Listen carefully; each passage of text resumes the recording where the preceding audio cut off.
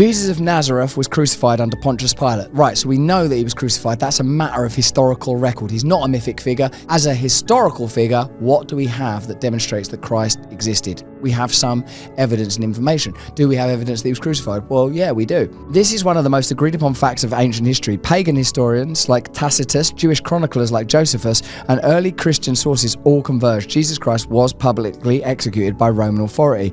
No credible historian, Christian or atheist, denies it. The cross was not a theological metaphor. It was a state-sanctioned death penalty delivered with maximum shame and finality. So he was crucified, but just because a person called Jesus Christ was crucified, that doesn't mean that Christ rose again and that everything he says in the scripture is true, does it? So was he buried?